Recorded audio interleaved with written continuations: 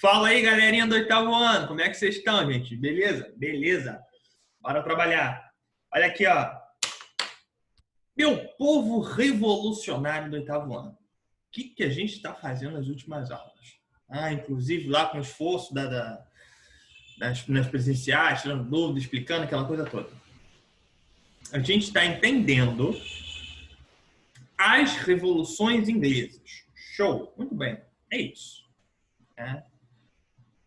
Por que as revoluções inglesas são tão importantes e por que é o primeiro passo, é um esforço inicial do oitavo ano?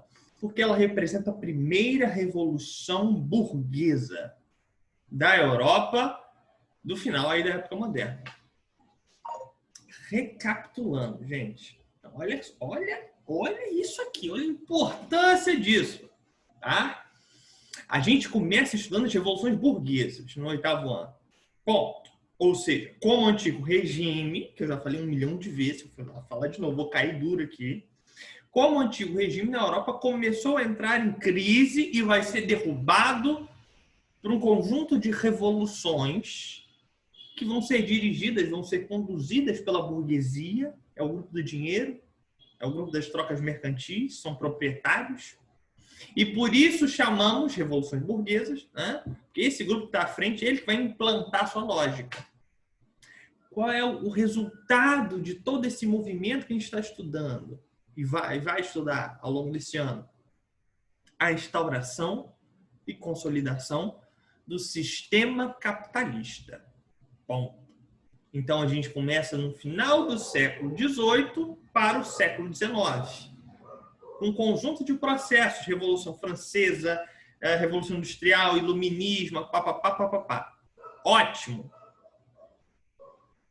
Só que tem um processo anterior a esses, vanguardista, ou seja, fez uma parada inédita bem antes do resto da Europa, que a gente tem que estudar, que ajuda a gente a ter uma visão mais global, entender esse movimento, esse processo, que são justamente as revoluções inglesas. É chave a gente entender as revoluções inglesas pelo seguinte, galera. Tá? Elas vão ser não apenas uma das primeiras revoluções burguesas da Europa da época moderna, da crise do antigo regime. Elas vão conseguir, olha só a importância delas, derrubar o antigo regime do ponto de vista político na Inglaterra. E elas vão criar, esse conjunto revolucionário vai criar as condições, tá? Para a Inglaterra se desenvolver economicamente, politicamente, mais que nenhum outro país na Europa. A ponto, e isso explica, a gente só consegue entender, por exemplo, quando a gente for falar de Revolução Industrial, porque a Inglaterra vai ser a pioneira, a primeira nação industrial do mundo, o primeiro país capitalista do mundo, a gente só consegue entender isso se a gente entende as revoluções inglesas. Porque foi com as revoluções inglesas que eles conseguiram estabilizar a política e, com essa estabilização da política, criar as condições naquele país, criar as condições de investimento, de estabilidade, desenvolvimento burguês, para fazer industrialização depois. Quer dizer que eles já tinham em mente, nossa, vamos fazer assim, esse assado, porque daqui a 100 anos vão fazer a Revolução Industrial. Não. Mas colheram os frutos desse processo. Show? Então, ó, as revoluções inglesas são super interessantes nesse sentido. Elas ajudam a gente a entender como esse antigo regime vai começar a ruir, ou seja, ó, ele vai começar a morrer na Europa. E o primeiro racha, sabe? Tem um vaso, tem uma caneca ali. Não, vou mostrar minha caneca fluminense para falar isso aí, não. Você tem um vaso. Primeiro racha naquele vaso, primeira expressão de problema, de atrito, é as revoluções, ou melhor, são as revoluções inglesas. Tá? Ou seja, é o primeiro passo que mostra que o absolutismo não é invencível, o mercantilismo não é invencível, a sociedade estamental não é invencível. Ou seja, todas essas características que marcavam o antigo regime. O antigo regime é isso, absolutismo, mercantilismo, sociedade estamental. Esses são os fundamentos do antigo regime. E esses fundamentos do Antigo Regime, ou seja, esse sistema que preponderou na Europa, lá do final do século XV até o século XVIII, é esse sistema que vai ser derrubado. Para se instaurar o quê? Se instaurar o quê no lugar dele? O capitalismo. E dar início à época que chamamos nossa época contemporânea, a época do capital. A gente vai ver tudo isso com calma, mas eu preciso que vocês estejam atentos, eu preciso que vocês sempre reforcem esses conteúdos, essa perspectiva. Estamos falando de uma transição histórica que foi profundamente conflituosa. É guerra, é treta, é revolução, é morte o tempo todo. Porque essas forças do antigo regime, do absolutismo, da monarquia absoluta, da nobreza, do mercantilismo na economia, da sociedade estamental, não abre mão do poder e fala, que legal, eu cansei, né? Vocês têm razão, toma o poder para vocês. Não, essa galera não larga o osso, não. O novo grupo vai ter que derrubar, vai ter que conquistar. E nessa época não é por eleição, não é por diálogo, não é fazendo debate na Globo. É pela força das armas. É pela violência, porque tem mais poder de se impor. Essa é a questão. Show? Então vamos retomar. Aí eu falei com vocês, né? Expliquei para vocês várias vezes isso ao longo, sobretudo das nossas aulas presenciais. Deixa eu projetar o slide aqui. Tá? O que é revolução, gente? Só para a gente retomar. E não é isso a tela aqui, é essa tela aqui. O que é uma revolução? Gente, uma revolução é um processo violento de alteração profunda da realidade. E aí eu dei vários seguidos exemplos para vocês do que é uma revolução, do como faz uma revolução. A gente deu exemplo de cabelo, deu exemplo de roupa, deu exemplo de um monte de coisa, né, nas aulas presenciais, fazendo várias analogias para explicar para você que uma revolução é um processo muito, muito violento. Inclusive, deixa eu botar aqui do início, para a gente aproveitar e fazer, como essa é a última aula desse tema, fazer uma recapitulação rapidinho. Então, uma revolução é realmente um impacto violentíssimo. Tá? Não é uma alteração pequena na realidade, é uma alteração profunda na realidade. É uma grande mudança. Representa uma grande ruptura. Entender como isso acontece ou por que isso acontece é a chave do mistério. Tá? Então, esses são os elementos iniciais para a gente começar a nossa reflexão, terminar a nossa reflexão sobre as revoluções inglesas. Essa é a nossa terceira aula sobre as revoluções. A gente finaliza aqui, entendemos todo esse contexto e já partimos na próxima aula para novos conteúdos. Belezinha? Belezaca. Olha aqui, ó, te expliquei. Isso aqui é uma recapitulação, hein? Para a gente não perder o fio da meada. Te expliquei que a Inglaterra, lá no século XVI, e volta aqui, lembra, olha a cronologia aqui da Revolução, onde eu estou passando o cursor, é século XVII, tá? Quando eu estou falando do século XVI para você, com essa rainha aí, a rainha Elizabeth I, tá? Eu estou explicando para você que a Inglaterra estava vivendo um momento bom no século XVI. Ele só não foi perfeito, ele só não foi único, porque tinha tretinha rolando. Que tretinha rolando? Era tretinha de religião. O século XVI é o século... Vocês viram isso ano passado. O século XVI é o século, por exemplo, né, das reformas religiosas. Então já tem protestantismo. Na Inglaterra, os protestantes se chamam de anglicanos, aquela coisa toda. Outros momentos eles vão usar o termo puritanos. Enfim, aquelas tendências religiosas como um todo. Muito bem. Tá? Então, estava rolando perdão, um desenvolvimento bom, um progresso acelerado da Inglaterra no século XVI, mas já tinha ali conflitos por conta da religião. Mas até então, no século XVI, estava tudo ok.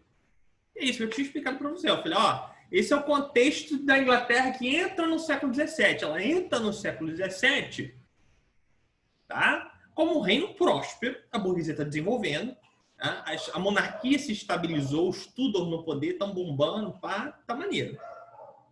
Tem treta de religião? Tem treta de religião. Tem guerra de religião? Tá rolando.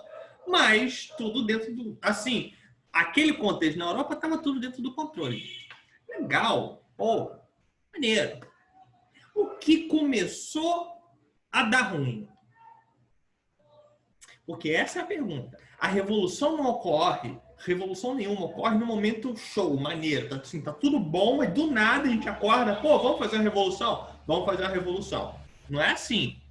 A revolução sempre precedida de crise, de acirramento, de tensão. A revolução é o ponto máximo da treta. É o ponto máximo dos conflitos. É quando, pum, você estourou ele de uma maneira que aí ele, sabe, vai rasgando tudo pelo caminho, vai modificando a sociedade, é aquele impacto profundo. Então a revolução não é qualquer, ela não é precedida de momentos prósperos, tranquilos. Ela é precedida de momentos tensos, de problemas. Você só faz revolução quando a sociedade está no caos. E aí a revolução, pum, é a explosão final do caos. Muito bem. O que fez esse caos? O que fez tantos problemas na Inglaterra? De onde começou isso? Não estava tudo bem no século XVI? Estava tudo bem no século XVI. O que começou a dar problema foi, que já falei para vocês várias vezes em sala de aula, tá? Uma crise de sucessão. Reis e rainhas, nessa Europa moderna, é uma tarefa fundamental da realeza, da monarquia, ter filhos. Você não vota no rei, você não fala, oi, vou votar aqui no rei tal, vou votar no rei Y. Não. A questão da monarquia, o centro da reprodução da monarquia é a hereditariedade. Você passa de pai para filho, de mãe para filho. Ou seja, uma das primeiras tarefas de reis e rainhas é ter um filho. No geral, um filho homem, inclusive. A Inglaterra é um dos poucos lugares na Europa que a rainha, que a mulher podia assumir o trono sem problemas. Muito bem. Isso é importante por quê? Porque garante a estabilidade do reinado, garante a estabilidade da dinastia no poder, que quando aquele rei morrer já está seguro, porque já terá outro. Tem que ter filho. E qual foi o problema da Elizabeth I? Ela foi uma rainha forte, muito poderosa, importantíssima para a Inglaterra naquele contexto. Porém, não se casou e não teve filhos. Era conhecida como a rainha Elizabeth a Virgem. E quando morreu, abriu disputa no trono, porque não tinha um herdeiro para o trono. Assume, inclusive, outra dinastia, que não era a família dela, não era os Tudor. A família Stuart assume o trono quando ela morre. E aí o negócio começou a desandar. Porque os Stuart no poder tinham uma perspectiva, tá? Tinham uma visão política de que lá deveria ser um absolutismo poderosão. Os reis Stuart queriam ser olha só a tautologia da coisa, absolutamente absolutistas. Eles queriam mandar sozinho. Não ter nenhum poder que competisse com eles, não ter nenhuma classe que rivalizasse com eles. Eles tinham um projeto de absolutismo muito forte. Tipo assim, a Inglaterra tem que ser, e a nossa realeza tem que ser o centro total do poder. Não pode ter ninguém que se equipare, ninguém que chegue perto, ninguém que tenha um mínimo de influência. E eles vão começar a arrumar treta com quem? Com a burguesia. Porque era um grupo que tinha que se fortalecer no século XVI, que já tinha alguns recursos importantes. Existia na Inglaterra, desde o final da Idade Média, um parlamento. A burguesia participava do parlamento, na Câmara dos Comuns. Então o rei tinha ali... a Inglaterra não era no século XVI, início do século XVII, um absolutismo clássico, na qual o rei está acima de qualquer outra instância de poder. Tinha um parlamento ali que ele tinha que negociar, não como hoje, tudo mais, mas tinha alguém para consultar, ou para ter que fazer uma negociação política. E o James I e a família Stuart não queriam que isso acontecesse. E não queria que essa burguesia ficasse mais forte para poder ameaçar o poder deles. Então, a gente começa a fazer o quê? Reprimir os caras. Dissolve o parlamento várias vezes. Ou seja, mandou fechar o parlamento. Ficou absoluto. O rei mandava sozinho agora. Persegue, ele era católico. Persegue os protestantes, os puritanos da Inglaterra, aumenta imposto, começa a fazer várias medidas bastante mercantilistas, né, do rei intervindo na economia. Ou seja, o James I, a família Stuart, tenta dar aquele golpe. Tipo, agora a gente vai mandar sozinho. E começa a cercear, a limitar os outros grupos. E isso faz o que na Inglaterra? Aumenta o problema, aumenta as tretas, aumenta os conflitos, as tensões. Porque a burguesia se vê ameaçada por esse reino, por esse reinado. Ela se vê ameaçada dos seus interesses com esses caras. E começa, conflito, problema. A burguesia insatisfeita com a monarquia. Outros grupos sociais insatisfeitos com o rei. Falam, esse cara aí tá sacaneando a gente, não sei o quê. Começa a crescer. Eu ia falar igual o Cebolinha, crescer. Começa a crescer na Inglaterra no século XVII esse clima hostil, esse clima de atrito. Tá? E isso vai desaguar o quê? No início da Revolução. E aí disse para vocês nas últimas aulas, olha, a Revolução tem várias fases, ela tem vários momentos. O primeiro delas é a Revolução Puritana, falei isso com vocês. Tá? Quando a Revolução estourou de vez, a burguesia já não aguentava mais dialogar com os Stuart, já não aguentava mais ser tão reprimida, perder tantos direitos, tantas vantagens econômicas que tinha, que estourou uma revolução. Os caras simplesmente pegaram em arma e falaram, vamos lutar contra o rei. Então, o que foi a Revolução Puritana? E por que puritana? Puritana dos protestantes na Inglaterra. Tá? O que foi a Revolução Puritana? Uma guerra civil entre o parlamento, as forças do parlamento, ou seja, a burguesia, que estava lá liderando, e a aristocracia, a nobreza, o rei. É basicamente isso. Parlamento versus rei. O rei tinha em torno de si como apoio a nobreza, os grupos da alta sociedade, e os parlamentaristas tinham quem? A burguesia, os setores médios da sociedade. E essa gente organiza, os parlamentaristas organizam um exército que vai ser liderado pelo Oliver Cromwell e vão fazer uma guerra civil, real mesmo, guerra. Essa Revolução Puritana é uma guerra contra o rei. Tá? Vai 9 anos. E aí eu mostrei para vocês nas últimas aulas, falei, olha, essa era um naipe aí das tropas do rei pelo vestimento, o chapéu, como a nobreza se portava, aquela coisa toda, ótimo. Ao passo que os exércitos de Oliver Cromwell tinham outra pegada, porque não eram nobres, vinham da burguesia, dos setores que não tinham sangue azul, então se vestiam de maneira totalmente diferente, inclusive, mostrei para vocês, eram conhecidos como os cabeças redondas, tá? Por conta aqui, onde estou passando por conta desse capacetezinho, e vai bola, né? Fizeram uma guerra de 9 anos, tem aqui um mapinha bem interessante, tá em vermelho, aqui, tá em vermelho. Eram as áreas mais controladas pelo rei, e você vai vendo que o rei progressivamente vai perdendo espaço, vai perdendo várias batalhas para as forças do parlamento, para as forças do exército do Oliver Cromwell, até em 1949 ser derrotado de vez. O Carlos I vai ser julgado e condenado à morte, inclusive. Estou mostrando para vocês aí pinturas de época, como já tinha feito, da decapitação do rei, né? Aquela coisa toda. Ótimo. O que vem em seguida, segunda fase da Revolução, a República de Oliver Cromwell.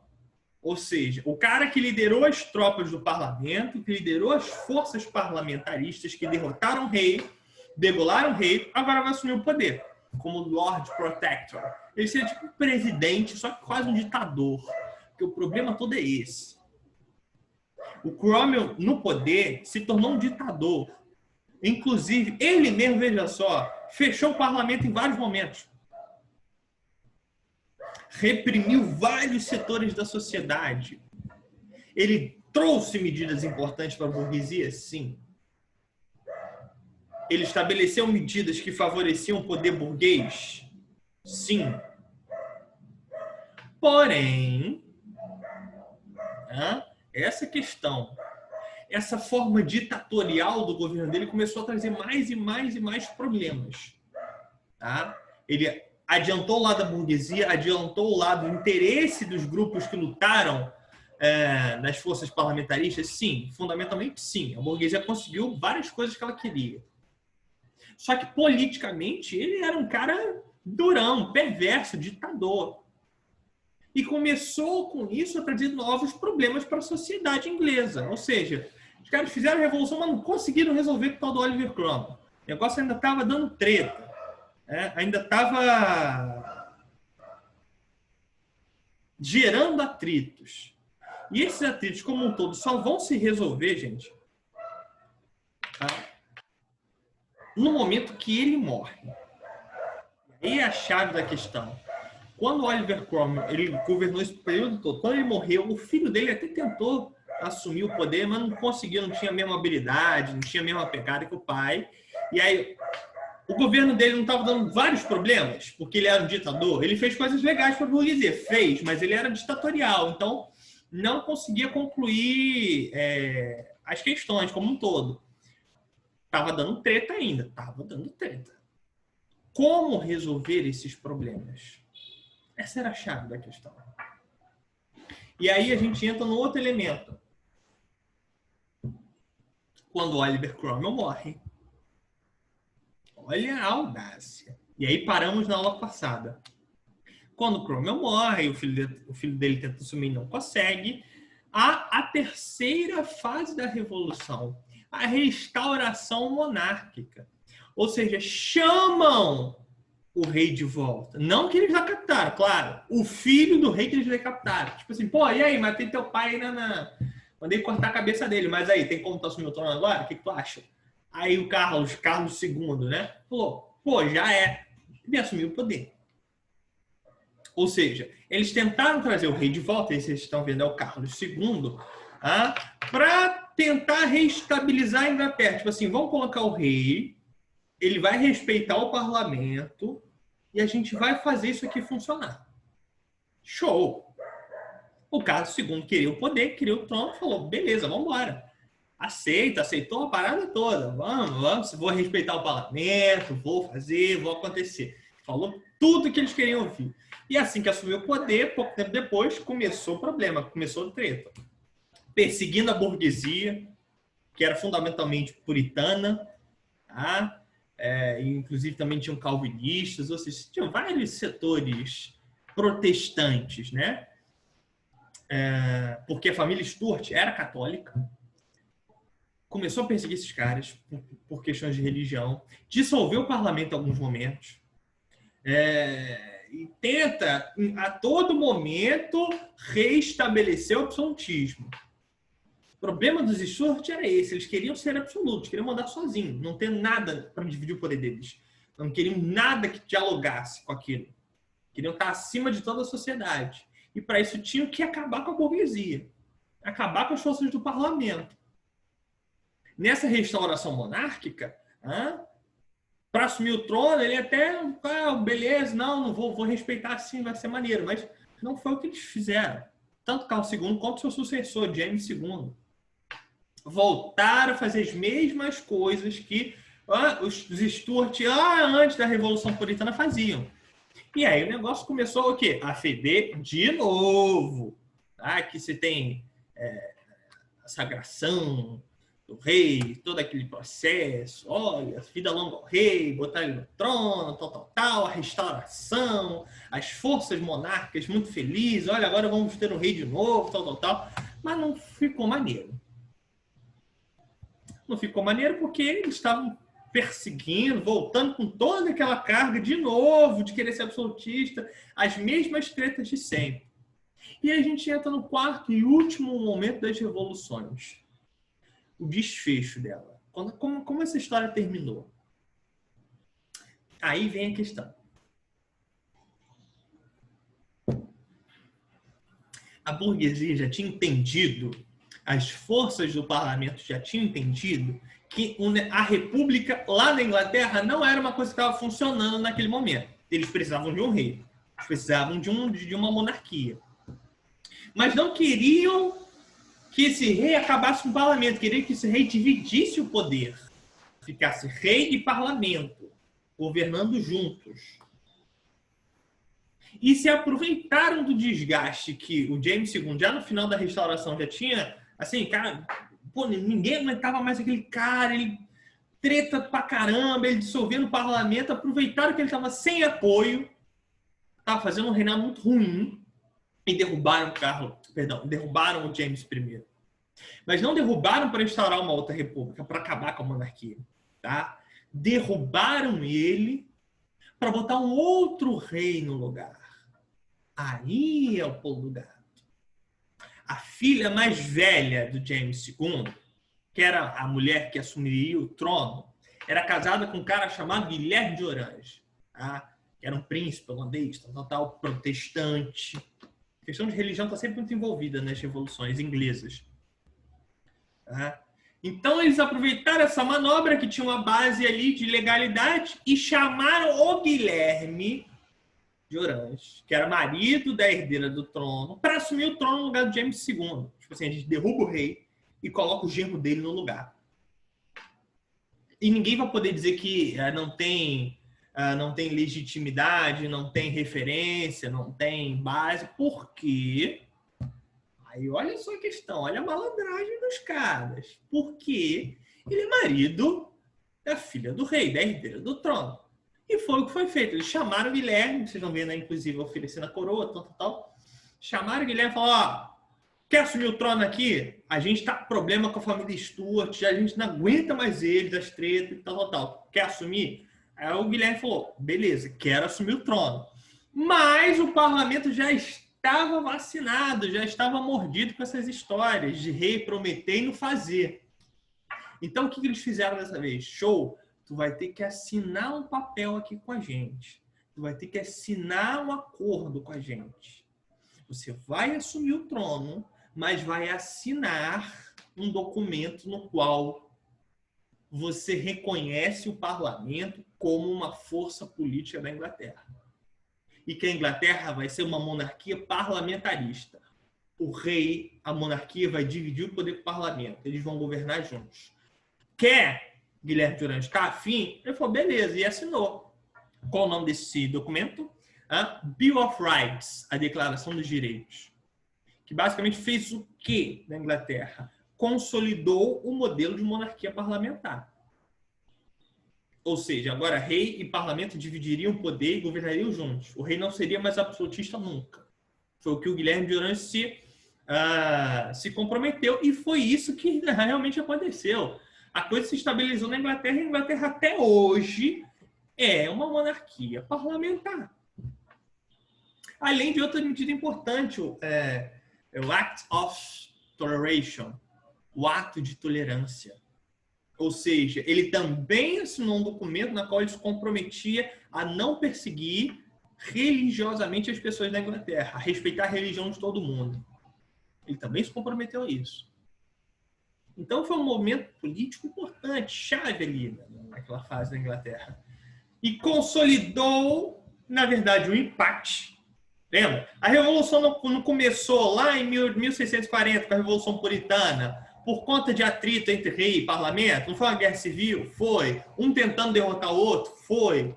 Todo esse processo, idas e vindas, vem Crown, República, depois volta rei, não sei o quê, não seguiu com as mesmas tretas entre rei e parlamento?